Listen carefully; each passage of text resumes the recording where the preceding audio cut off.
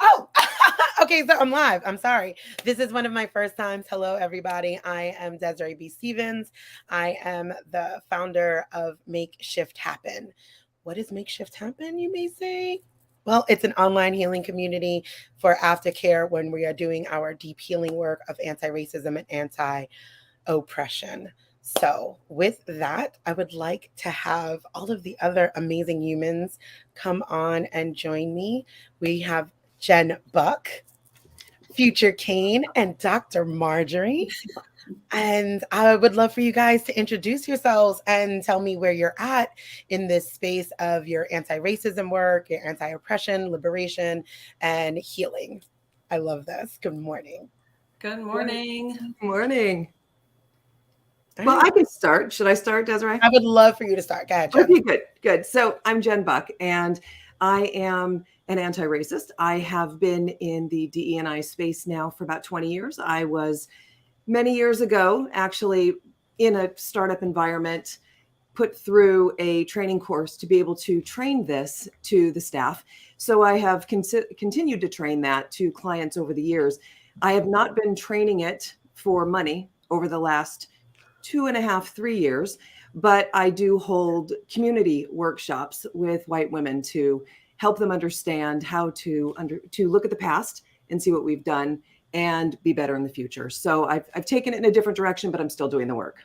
I love that because I'm a really huge proponent of white people should not be profiting off of Black trauma. So thank you for that awareness when you're doing the work. I think that that's super amazing. And I'm going to turn it over to Future. Good morning, good afternoon, good evening, whatever time zone you are tuning in from today, right? Because we're all here from different time zones. My name is Future Kane, and gosh, I feel like I've been in this work since I birthed on this planet, literally. My mom was fighting the same battle 45 years ago, and here we are, 45 years later. I am still literally fighting this same battle for the good fight. I have gone through my own awareness and education and still continue to. I don't think until my final breath, I will know all that there is to know. And also, it's a path of unlearning and healing for me. And I do that in several different ways, just as everybody else does on the stage today, whether that's through workshops, whether it's through individual conversations, whether it's through culture facilitations. But I think relationships is where we are going to make the most moves in this collective work as well as individual. I agree with that completely. And I love the idea that you're like, I don't know all of the things, right? Because I tell people quite often healing is a journey, it's not a destination. You're not going to like get your little checklist and a gold star, like, here, I've done the work and I'm done now, right? So good on you for staying a perpetual unlearner. That is a super healthy approach to any healing path, in my opinion. So thank you for that. Thank you. Dr. Marjorie, darling, how are you? Hey, good morning. Thank you for having me here. I'm always feel like so honored when I get invited to these conversations because I do realize it's a place of privilege to be here among you.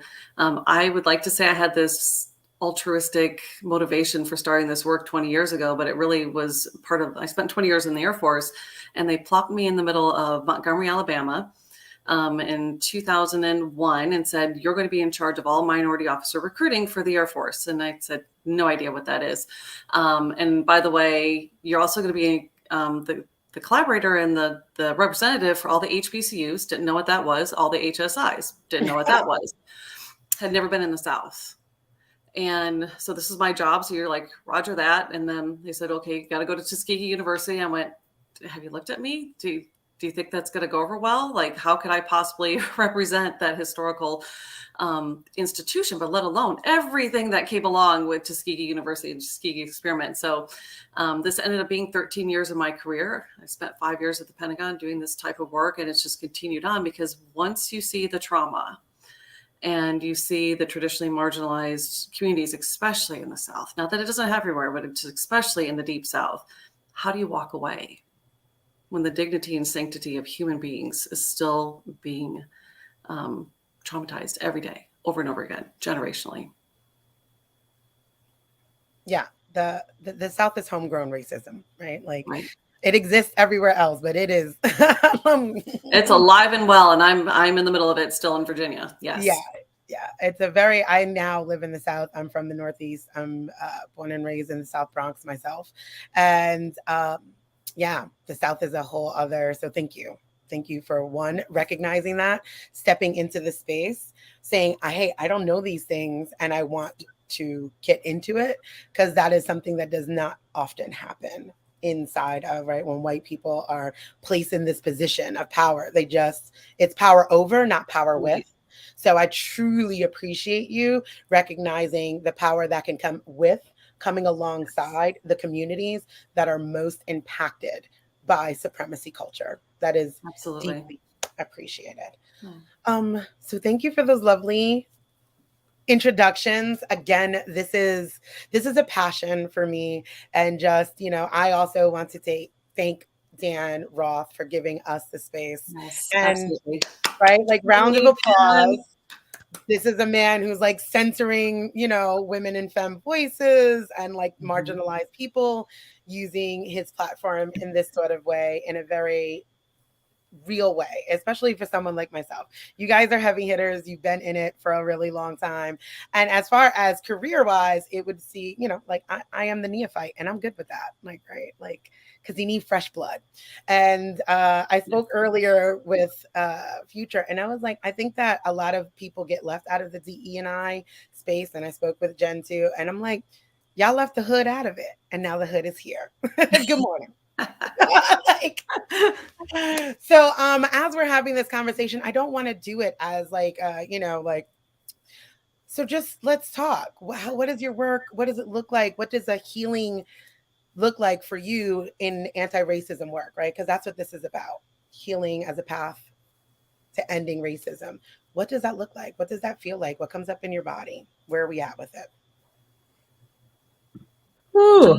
Okay. I'm gonna just call names if nobody's gonna talk. No, I will talk. But I will keep talking. So I want to make sure that I give space for that. But seeing that you're in the South, Desiree, I think that's where being here in Virginia and kind of feeling like this is full circle here. Like this is where the first colony was. This is where the first slaves came. 400 years of this entrenched here. Enslaved people. We were never slaves. We were enslaved people. Yes. Mm-hmm. I apologize for that. That's fine. No, and this is an important part of the equity literacy piece too, and that we're always learning. Yeah. And the language changes over time, and to be responsive to that. And again, I don't know what I don't know. And so it's very important that these things come up in these conversations and you do make those corrections. Right. And people receive it and say, thank you.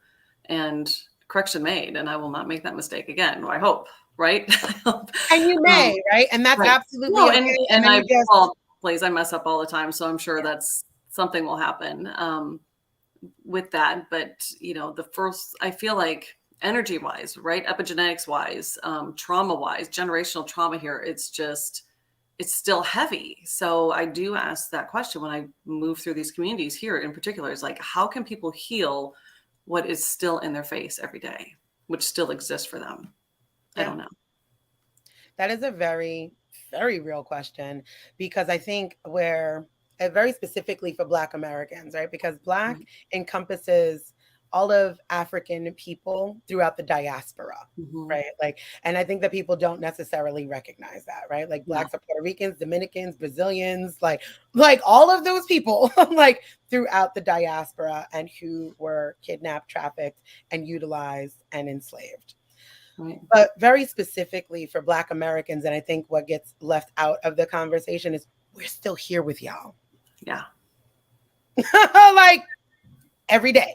We're still in the system that never intended for us to be a part of the system, right? So my healing work is different, right? Other people come at it from like, oh, how do we help Black people? And I'm like, we're good.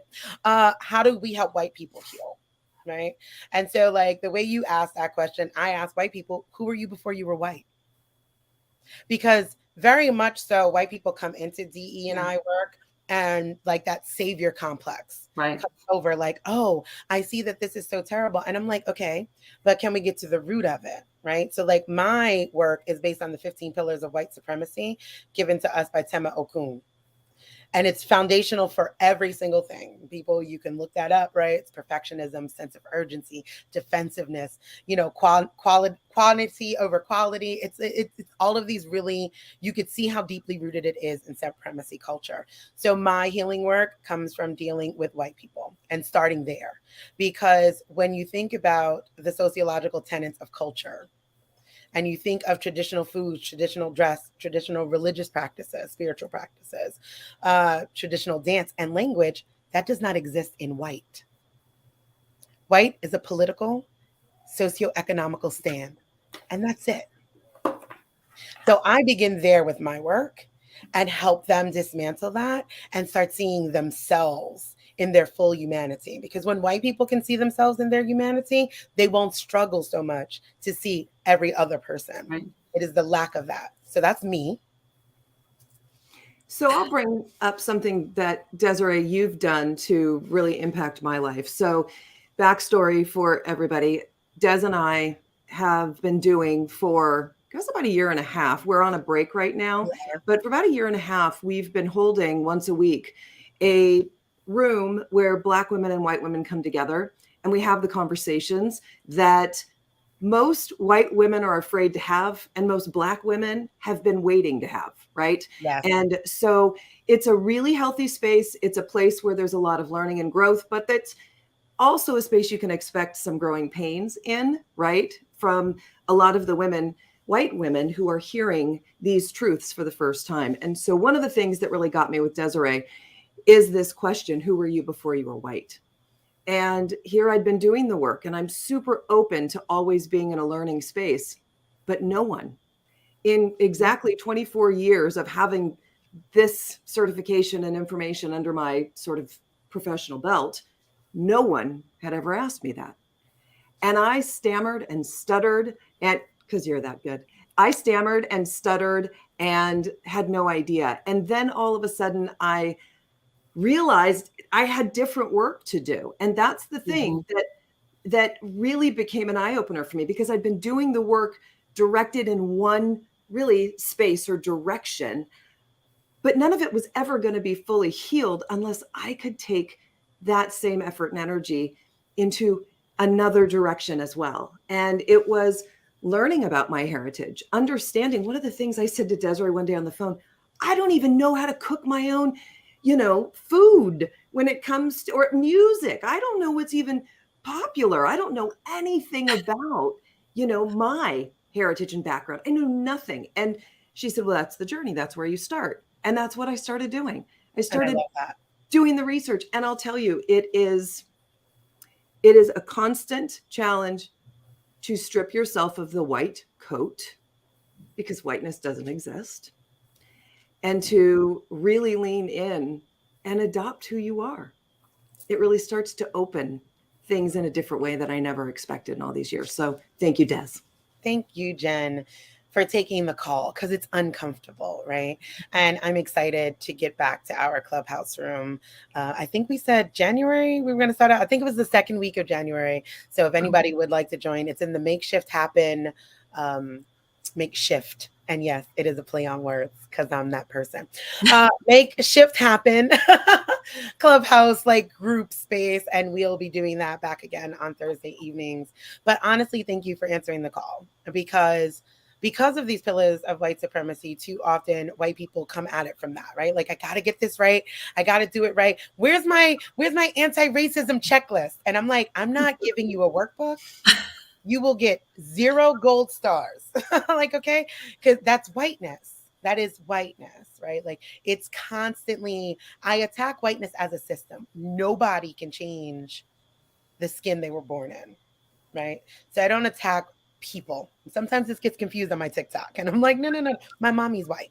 Like, I love, there's an automatic camaraderie that I have with white women, because like I was raised by white women. So like there's a natural love. Like if I got a boo-boo, if I was scared at night, it was white women who comfort me. So that is not an issue. I attack the systems of whiteness that has stripped all of us, very much like when I say, who were you before you were white? And now we are just able to really bear witness to the impact that it's having on those who it's inescapable for, right? Like when whiteness forces assimilation of marginalized groups, they can go in the fold of whiteness. They can hide, right? They could lose their language. They could lose their culture. But when we are Black, and very specifically, unambiguously Black, right? It's inescapable. It's inescapable. And recognizing that and moving from that healing space, to me, has been some really deep, impactful work. When I'm doing, like, what I do is, like, I do group workshops, I do support groups. You're not going to download a 3-page Canva template on my website, like, and get an email with a Canva certificate. You're going to sign up and you're going to come into community with me, and we're going to talk and we're going to dismantle, and you're going to be held and deeply supported because you got some work to do, and we could do that together. So thank you for answering the call, Jen. Thank you. All right, let's get into it some more. This is exciting. Cracks fingers. You couldn't hear it, so. Dr. Marjorie? Oh, back to me. Okay. So so Future will tell you that I'm very slow to process information. So Okay. as I'm taking it all in, and I'm thinking, I've never asked myself that question either, Jen. White people never do. So that's, and I'm thinking, and this is where, I'm taking mental notes and I'm thinking through that. And I'm like, I don't have an answer for that. So if you ask me that right now, I don't have a clue. So I guess that's where I'm going to start when we're done with this session, is starting to take my notes. It's just, it's heavy. My brain can't wrap it in. You can sit with it, Dr. Marjorie. You can sit with it because it's a very heavy question, and it's riddled with trauma. And to your point of epigenetic trauma, it activates it immediately. This is trauma work. It is grief. Because when you recognize what whiteness has stripped from you, the way you move in your anti-racism journey is going to be different, because you come into alignment now with the power of your own ancestors who have been stripped by whiteness as well. It's okay. Absolutely. What's interesting is somebody did ask me something similar to that. So her name's Raj Kumari, and she does epigenetic works, but then there's this spiritual kind of trauma piece, right? This generational trauma. And we had a meeting, and she stopped our meeting, and she said, and she stopped the recording, and she said, yes, we're talking about the epigenetics. She said, but what happened in your past? And I'm like, I don't know. What do you mean? And it just caught me so off guard. And she said, you need to dig back, basically into your ancestry and kind of figure out what happened, because there's something that happened there. So she was picking up on something spiritually. I know we're not supposed to be on this spiritual conversation, but she was picking up on healing is spiritual. Yeah. Healing is spiritual. And I had a whole ancestral veneration for Samhain yesterday because I'm Irish. So that's absolutely a part of it. So bring it on. Yeah. And that's what she brought up. And Future Shireen Daniels and I were in that meeting, and she was like, her eyes are huge and my eyes are huge. I'm like, and I'm just started crying. I'm like, I don't know why I'm crying. It's like these tears. And so we got past it, and it's been 2 years that I've kind of sat with that, aka for give credit to Future for the sit with yourself. And I've been sitting with it for 2 years, and honest to God, I kind of forgot about it until just now. And I'm like, you know what? Somebody's been trying to give me this message for a while. So I'm doing that next. All right. So I don't want to clog the stage. You're not clogging it. Your voice is so welcome here. And I'm so thankful that you shared that story, because I think that also we do this work because of the systems of whiteness. We do this work, and whiteness is so cerebral, right? Because look how you automatically dismissed. No, well, it's not spiritual. No, it is. It should be. This should be a journey back to self and a journey of the soul. And if it's not, that's why this is we're talking about healing, right?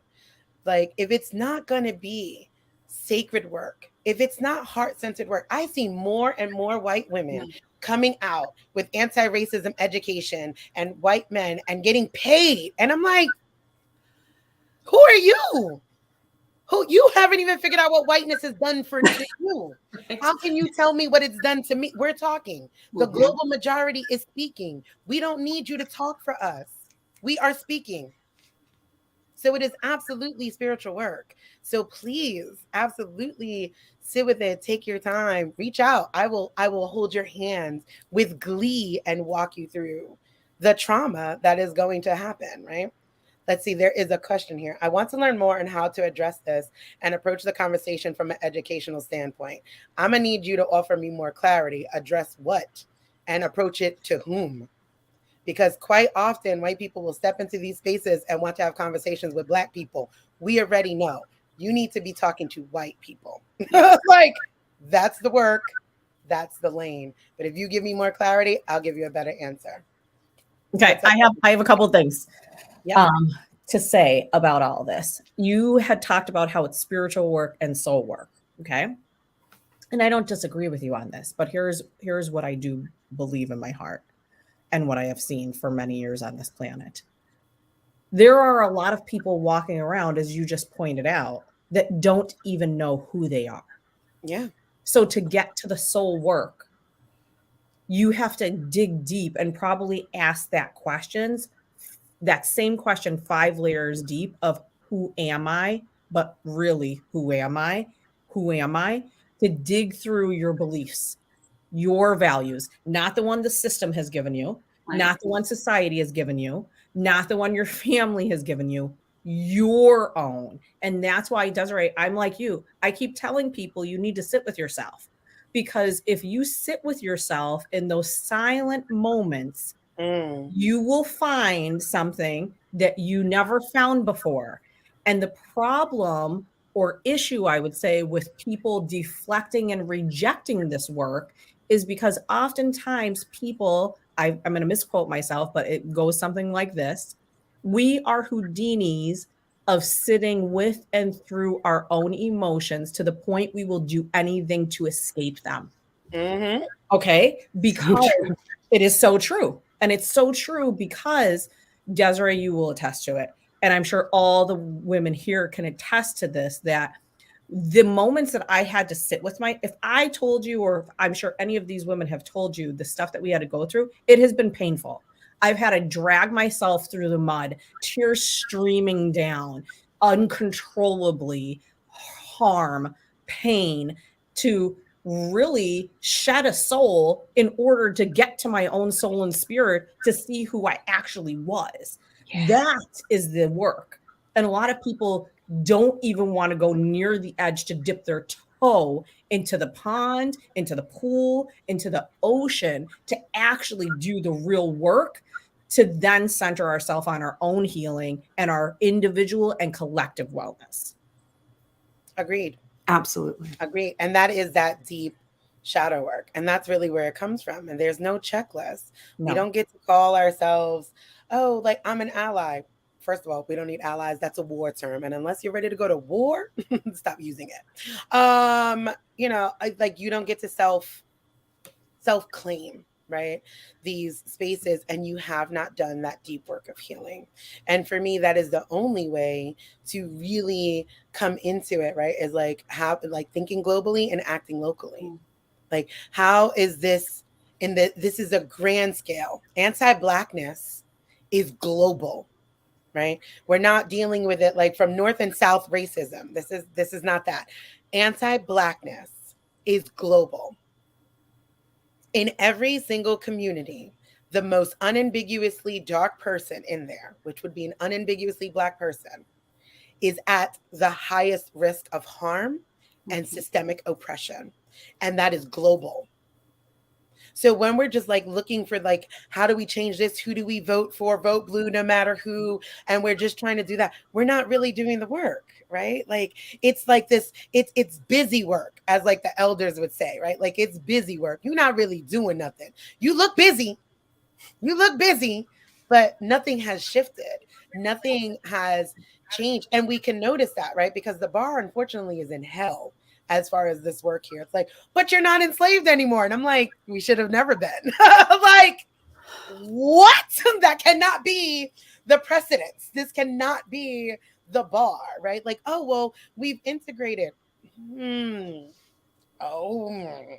Go ahead, Jen. Like, So you're just hitting so many points that are so magical. And I feel like you need to be able to go there for people to really get this. let's go there. One of the things that Dr. Margie brought up was epigenetics. And to me, epigenetics is so necessary to fully understand and really, really future sit with, because if you don't understand where your memories and pain lie, you can never, ever, ever get beyond any of this and be good to anyone, ever. And so what you just said, Des, when you said, but you're not enslaved anymore. People love to Houdini themselves out of this, trying to use everything all of you have said, by saying things like, but it wasn't me, but my family never had enslaved people. But, you know, I was never like that. Or I have Black friends. Right. Yeah, I hate throw that in for good measure. But I think, Des, it's important for you to be able to share and teach right now the power of epigenetics and how far it goes back. Because once you start to understand this, you can look at your own patterns and tendencies like I have and go, oh, that's why I do that, and why my mom did, and my grandmother did, and my great grandmother did, and we have record of all of this, and why none of us have healed, right? Right. And so I think it's important that you share that. Well, thank you. I have a podcast episode about like healing white people through epigenetic healing, and it's on Spotify. And Let's Have the Conversation is actually the podcast name, and you'll see it there. And if you scroll down, you will see a really good episode, and it's about 2 hours with myself and Saber Lion, who actually hosts the somatics group within the Make Shift Happen healing community, right? Because I don't believe that you could do this work alone. I think that community is the answer to every single ail we have in society, right? Supremacy culture, like the systems of whiteness, create isolation, and they have done so generationally. Individualism, I am the only one, bootstrap mentality, all of these sorts of things. And as these systems have perpetuated, and we just start seeing things in this binary thinking, because one of those pillars of white supremacy is either or. So it's like either my people were good or they were bad. Right. So they're either racist or they're not. So with that, I usually share like my own personal story, like of my grandmother who was from Ireland. They came, you know, like over literally in the 50s. My family is from County Sligo in Ireland, land there, all of that. My mother's first generation American. Love my grandma, wonderful memories, all the memories a child would have with their grandma. Irish soda bread, tea, cubes of sugar. Don't want to take up too much time, but like all of these really loving memories, right? And people always, and this is what I mean about like we center whiteness and never Blackness. And that is a problem in anti-racism. So being a mixed person, and then I will turn this over actually to Future because she is also mixed. And I'd like to hear what you think about this. But being mixed, people always ask me, oh my God, what did your grandmother think? Meaning my Irish grandmother, centering whiteness. Never meaning my unambiguously Black grandma, who, by the way, I am the lightest thing on my father's side and the darkest on my mom's side. So I grew up loving 4C hair. If you don't know what that is, please Google it and learn something so you don't say it's Black hair, because it's just coily hair, curly hair in different porosities and different grades. I grew up with dark skin, wide nose, big lips, unambiguously Black women and men in my life and loving them. But nobody in my entire 43 years of life ever asked me how my grandmother, who grew up in the South, felt about my Black father bringing home some white woman. Ever. Epigenetics, right? Like again, it's this constant dismissal over and over again of Black pain, Black trauma underneath the violence of whiteness. But people always ask me about my grandmother, who I have wonderful, fond memories of. And so I tell them this, all of those memories. And then I tell them my grandmother said, no niggas will walk through this door. And my father was never allowed in her house. But look at me. And that's epigenetic trauma. So I have to hold that space within my own body. I have to hold that truth that that person exists in me and I still love them. And I wouldn't say that they're a bad person. And I still have great memories. But I will never forget that truth either. And holding that and integrating it into yourself. And then seeing them for their whole truth instead of picking out what made you feel good about your people and then dismissing the rest, because whiteness loves to dismiss, right? It's mean girl culture. White woman's sisterhood is mean girl culture. It's boss babe. It's capitalism in pink. White women are their men and they are all their ancestors. And until that is healed, until we recognize that, you know what, they probably said some bad things, did some bad things, held some really awful thoughts that were given to them by a system that they were indoctrinated in. And where I was able to heal that truth with my grandmother was remembering she was forced into assimilation as an immigrant when they came here, and the Irish were trash and garbage, and paddy wagon means come on and round up the Irish because all they're going to be doing is being drunk in the pub. And she was away from her family, and there was no iPhones and FaceTime. And she was in a country where her Gaelic, which she spoke and I remember, was not allowed. And she was forced into whiteness because whiteness as a system is non-consensual. It never asks. It only takes. It's about power, and that's the only thing that holds it together. So when I realized that, I had to sit with that. I had to hold her truth. I had to recognize it. And that's just what it was. And then I get to choose the relationship. I mean, she's passed, but I get to choose the ancestral relationship that I have with her and how many boundaries I want to put against that. But I could still hold her truth and then censor my grandmother on my father's side in these conversations. And that's that epigenetic healing. Why does no one ever censor Blackness? Why was no one ever asking the question of mixed children? How does the Black person feel when you bring their oppressor, their systemic oppressor, into their home? When unambiguously Black people are consistently forced to love children that don't look like them, to love people that represent harm systemically, generationally. And facing those truths is epigenetic healing. 7 generations back, 7 generations forward. And for me, there's no other way to do it.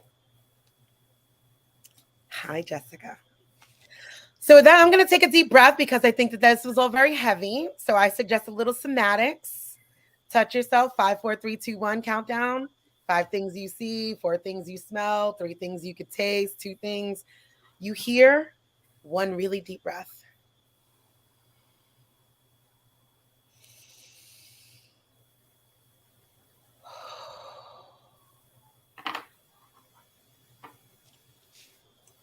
And Future, if you would like to chime in anywhere there.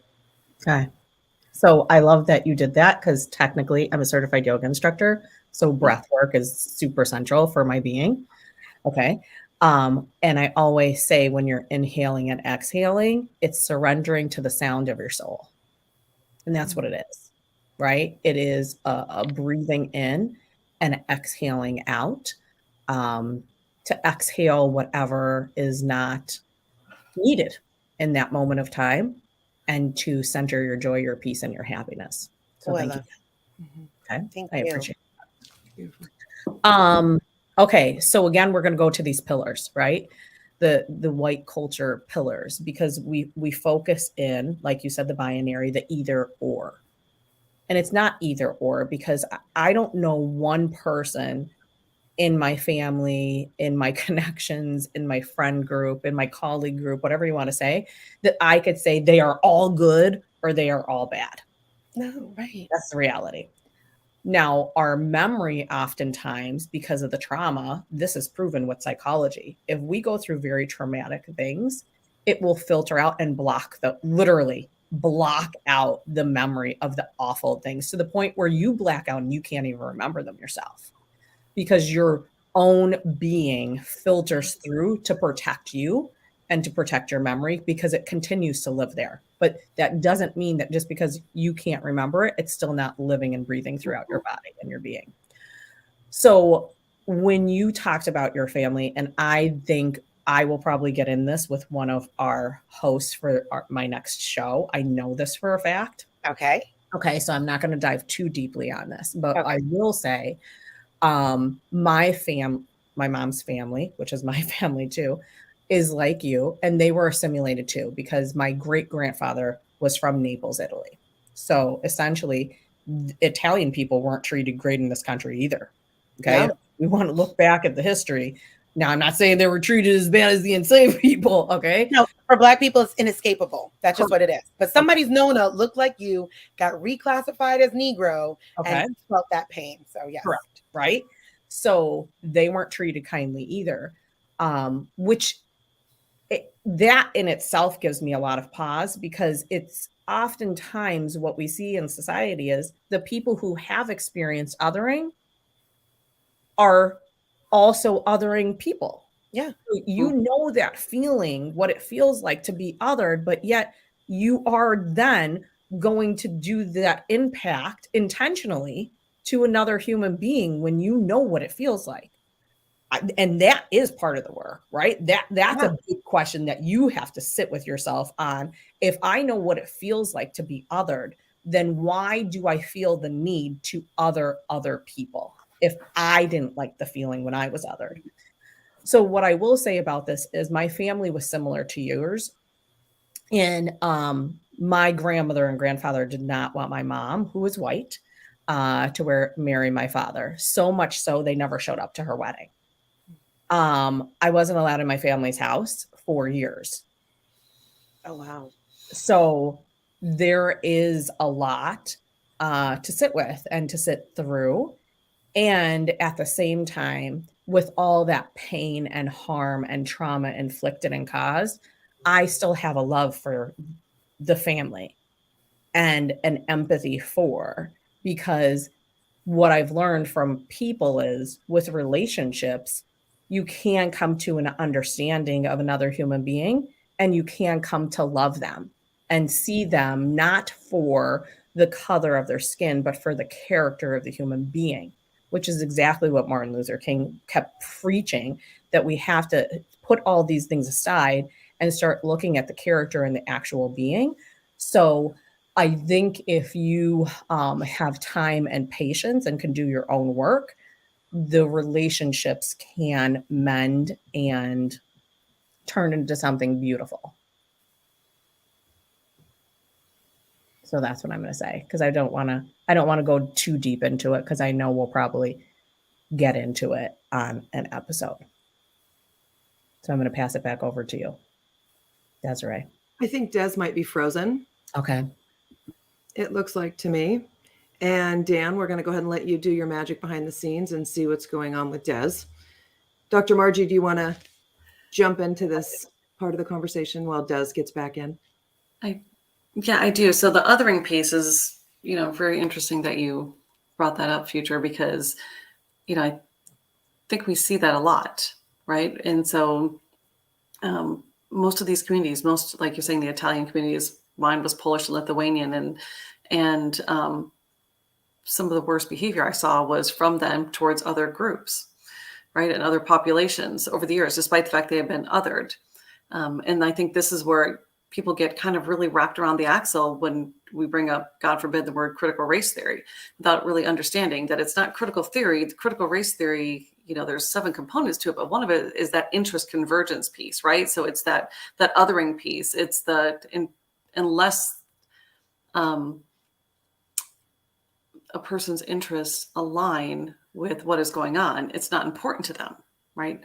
And so it continues to be that othering. And so to have those conversations, to be able to point it out, people get obviously very offended by that, and they don't want to be called out on it, and they don't want to say, like we're speaking about, they don't want to see it in their own families and to their own communities, and they try to just, hey, I'm doing this or I'm doing that, and it's like, no, you're doing that because you're aligned with what's happening, and you're not doing it for the right reasons. It's that interest convergence piece that nobody wants to speak about. So as we bring the critical race theory up in education, all these other places, the military and all that, everybody flips out thinking it's critical theory. I'm like, no, it's really speaking to this piece of this interest convergence. And our laws and our systems have been created about that. This is what Derek Bell and Kimberly Crenshaw were speaking about in the 80s. Like, this is what has happened with the civil rights law. This is what has happened. And they actually go after the progressive left, don't want to get into politics, but that's where it's aimed at, because they said, okay, they took this and they made it look like they were doing something great with it. And it's really the interest convergence piece until they start othering people, right? Until they continue to perpetuate that and systemically through everything that we're doing to include our laws. And it's important to call that out and to recognize that. And Desiree's coming back, so I will hand it back over to her. No, please complete your thought. No, please complete your thought. Don't do that. Don't do that.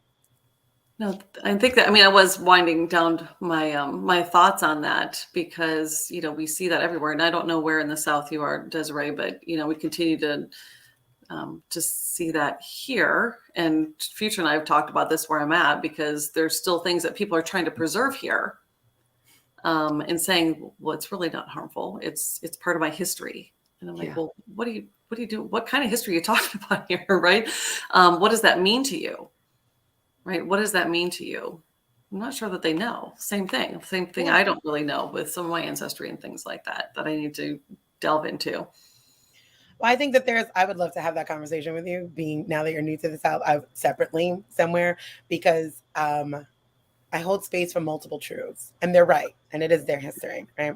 And when you're talking about the South, very specifically the rural South, you're talking about poor white Americans who got completely left out. Like, back to my whole thing, I'm like, y'all left the hood out of DE&I, and y'all left poor white people out of everything, right? I'm like, everything.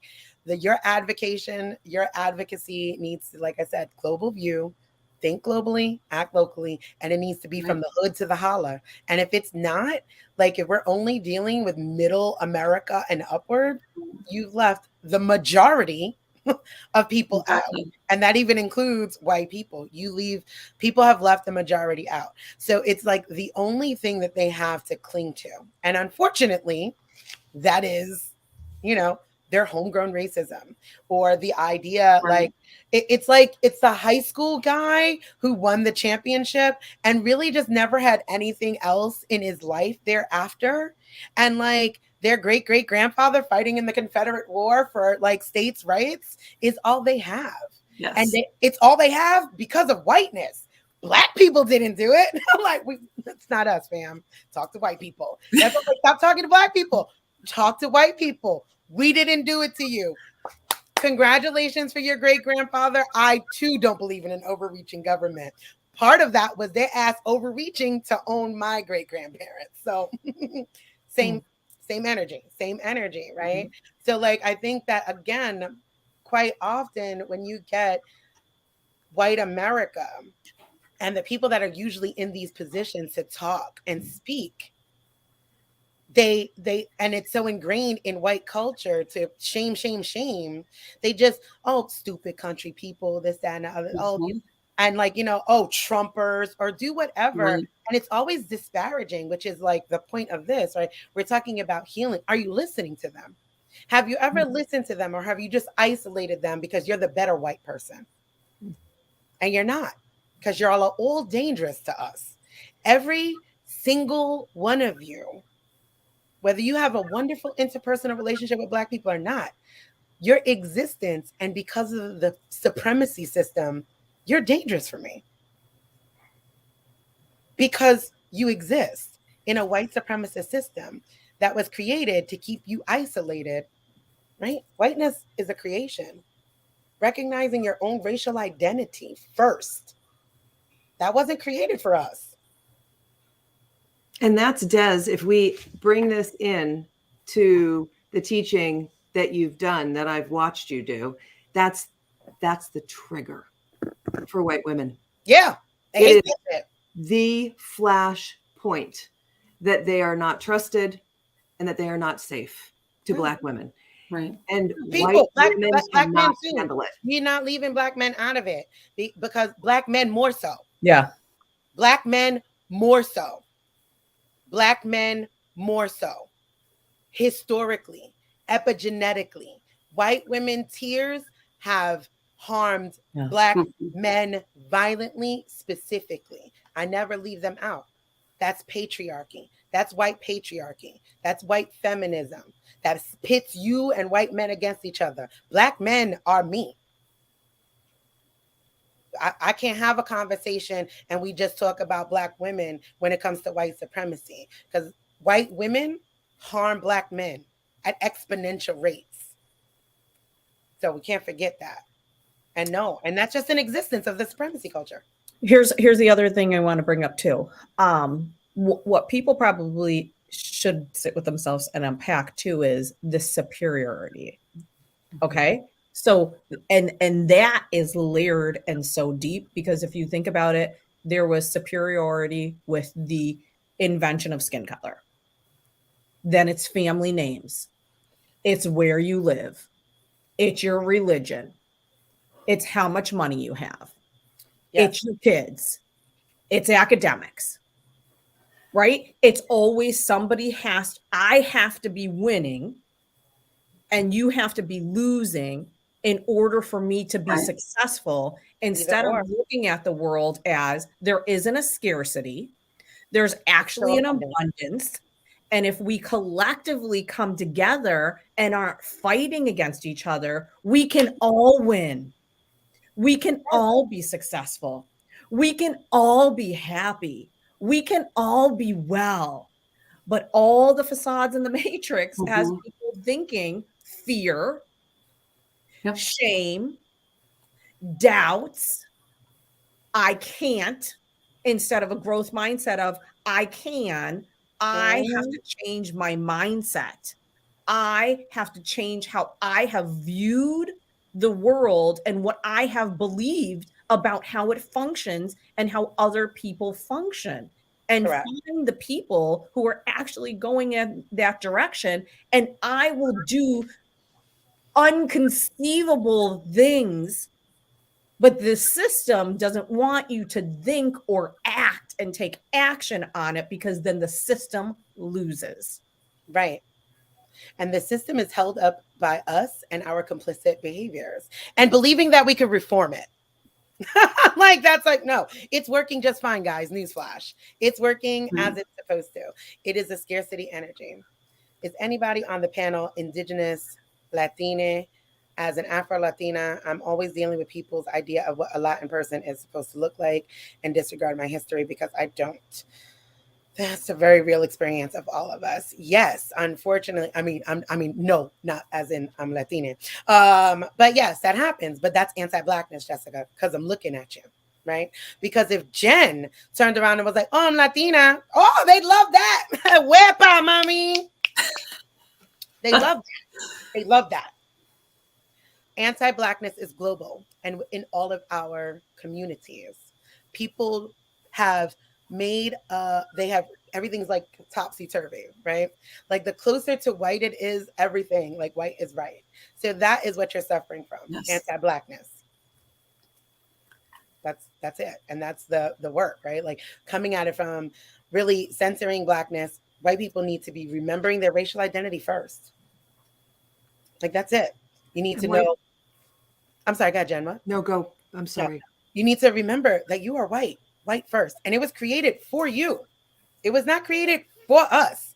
In 1619, when they were like, we're white now, that meant you had political power, a socioeconomical power, and you were created to be separated from everyone else, the indigenous of Turtle Island and the enslaved Africans that y'all kidnapped and trafficked over here. And that was a bubble that was created. And you guys continue to co-create it. You birth and raise your patriarchy. You marry it. You vote for it. And then want to come and help us. But we're liberated.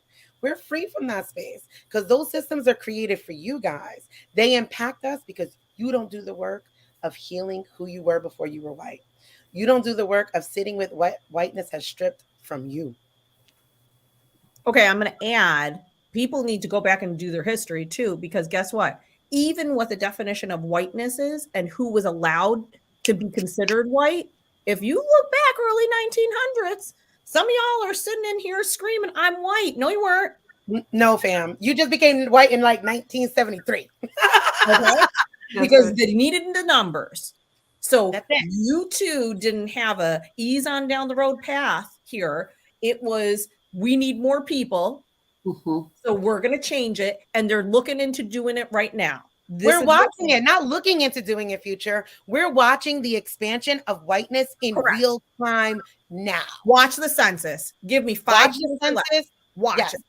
Look at who's becoming white. Look at these looks that are happening when people are screaming, when we're like cultural appropriation. There are white women that look like me. And like to the point that now I'm 43 and somebody literally told me I was white presenting. And I was like, never in 43 years.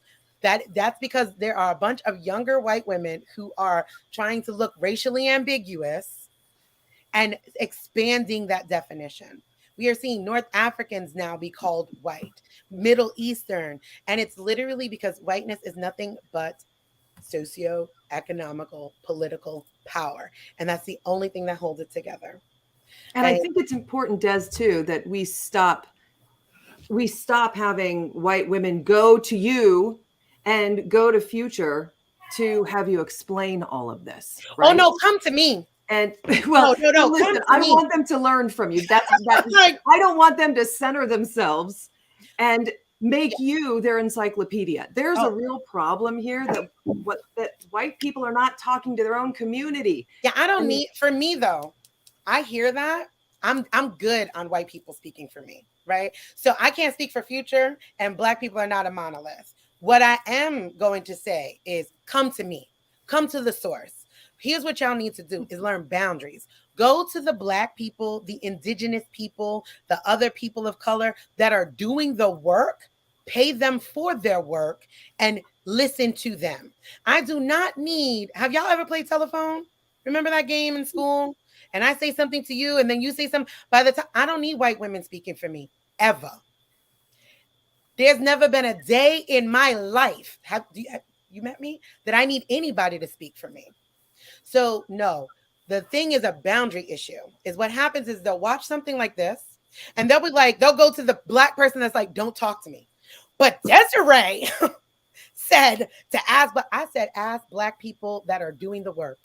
Pay Black people that are doing the work. Those are the people that you need to be going to first.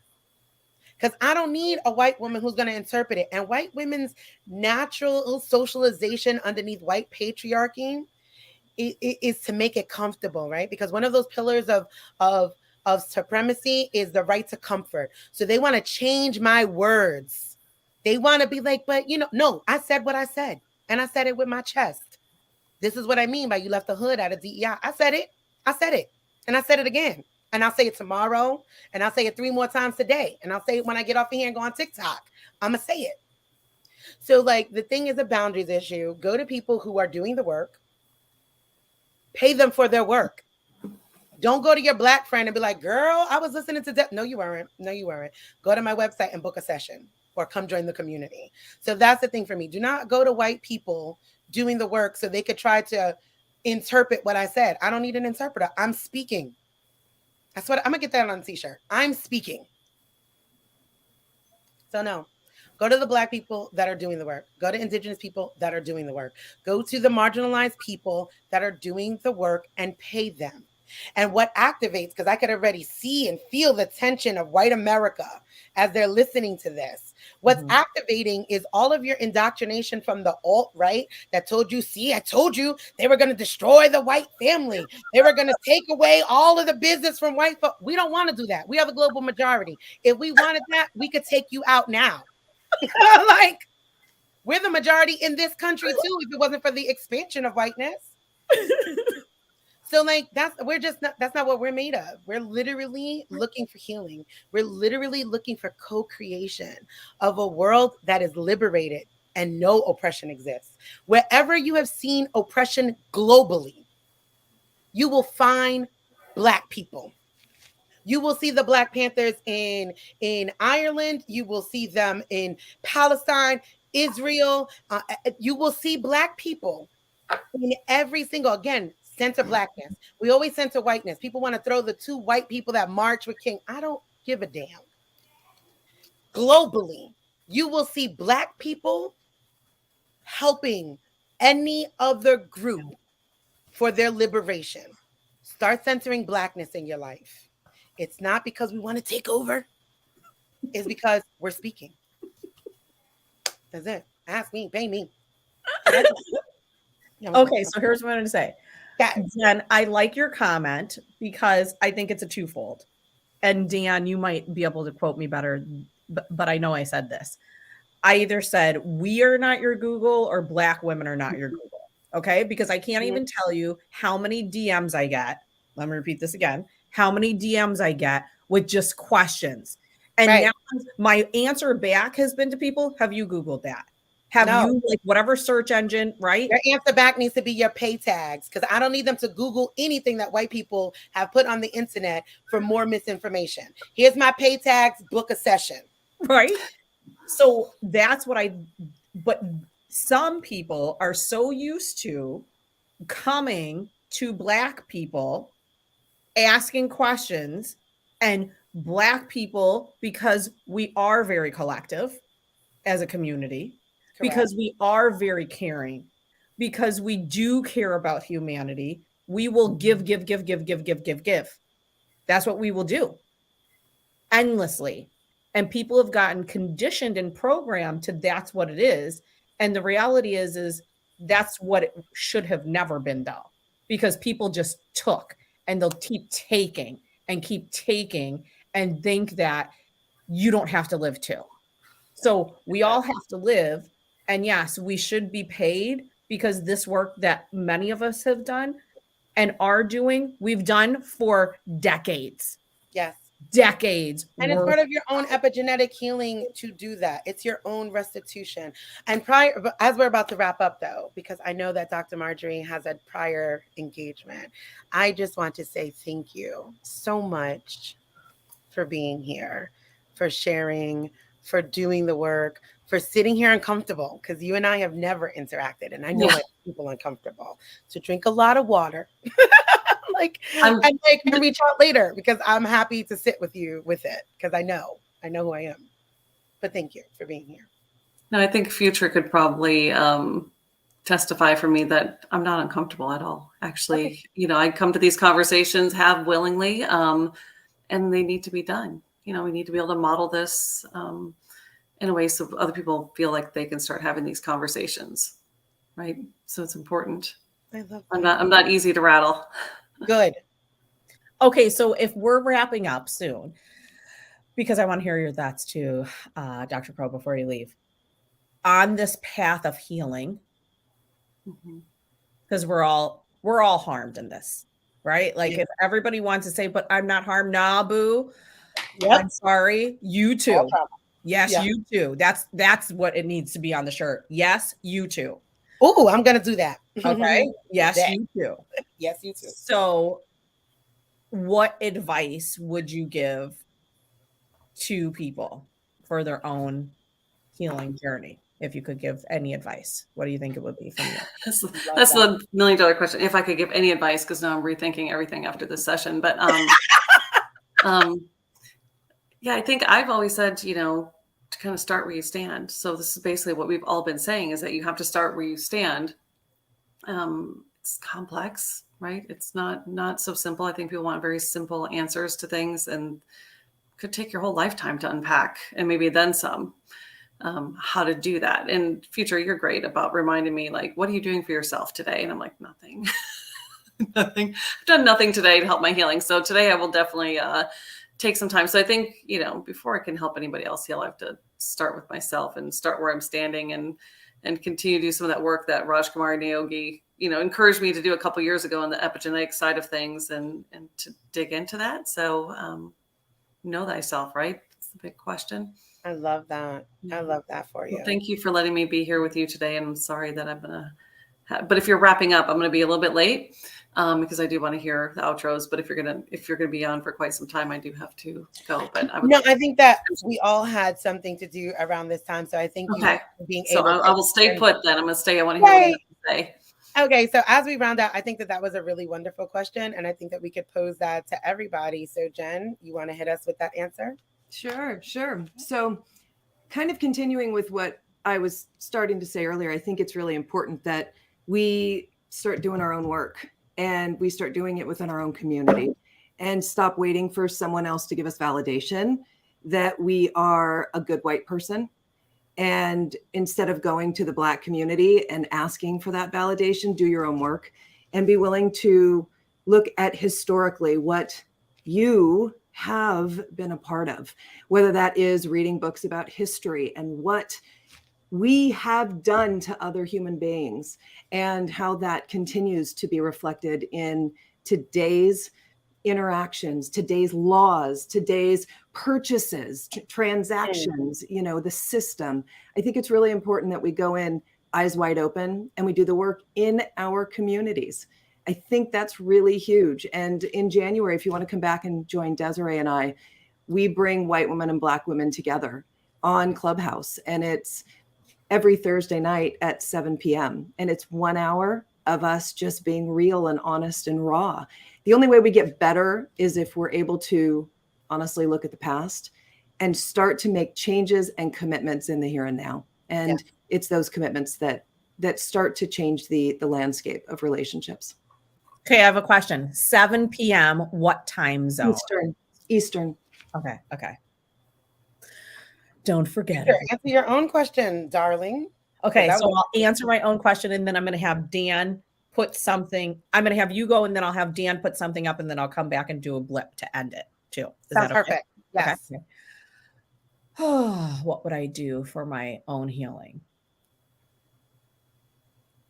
I'm still going to tell people they have to sit with themselves because you can't heal what you don't know. Mm-hmm. You can't heal what you don't know. And a lot of us, every single one of us has trauma in some fashion or form. And if your body, if your being has blocked that out, you are going to find it impossible to heal because you don't want to sit with it. So you have to create space and time on a daily, on a weekly, on a monthly, on a yearly basis for you. And there's lots of people who are counting on you and looking up to you and want to be with you and share time and space with you. And you need to share that same time and space and peace with you. So I'm going to tell people to create that time in your calendar or your schedule to give you the time to just sit and just go through decades that you've been on this planet and the harm that has been caused and find out who you are to find out what you need to heal. I love that. I love that. And I'll piggyback off of that before we go to your blip and close all the way out is I approach this work as trauma work. Yeah. I am trauma informed, even though I drop it on you like a bomb. Like there needs to be aftercare. So please, if you are following me, go to my Instagram. In my Instagram link, there is a grief worksheet that I've created to specifically move through this. There's also a grief support group inside of the Make Shift Happen community that is hosted by Stephanie Rodriguez, who is a grief counselor. So in this healing work, instead of putting that focus on what you can do, right? Because supremacy system is capitalism and constantly performing and doing something. And sometimes rest in and of itself is the most revolutionary thing you could do. This was a very heavy session. This is not to get you out there and go vote. Like this is to get you in here to sit. Like Future says, right? Like sit with yourself, right? Ask yourself some of these deeper questions. Sit in the why of it all, right? And then seek community so you could be held because you don't have to do that. I always remind white people, recognize your racial identity and release shame. It is one of the most powerful emotions that was handed to us through global Christianization, because that is the first colonization. Again, thinking globally, acting locally, shifting the entire world to one God gave us shame so deep. And when we talk about epigenetic trauma, we're talking about 2,000 years of that. Release the shame. It is the most useless, powerful emotion that is a construct of whiteness. Release that, seek community, and breathe. Lots of water today. Move your hips, deep intentional breaths, because this was heavy. And whenever you see this, whenever you receive all of this information, deep care, deep self-care, and not under capitalism, go get your nails done. Water, body movement, deep intentional breaths, all free things. Okay, guys, thank you, Jen, Future, Dr. Marjorie. Again, huge thank you to Dan Roth for hosting this. And then whatever's going to happen with Future, I'm going to shut up now so it can happen.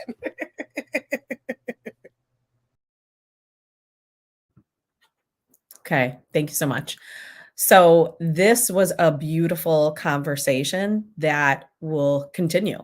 And the conversation is going to continue because Dan and I know that we need to center our own healing. We need to center our own wellness.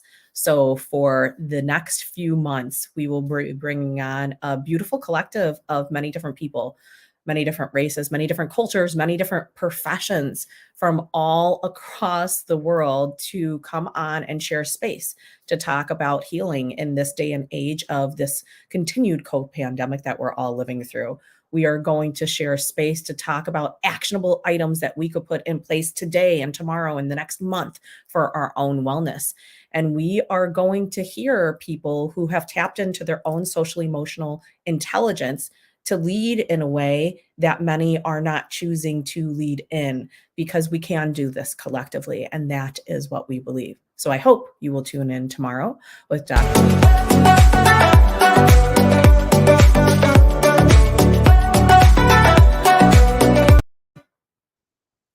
I hope you will tune in tomorrow with Dr. Nadia Lopez. Thanks so much, Dan, for doing the outro. Love you.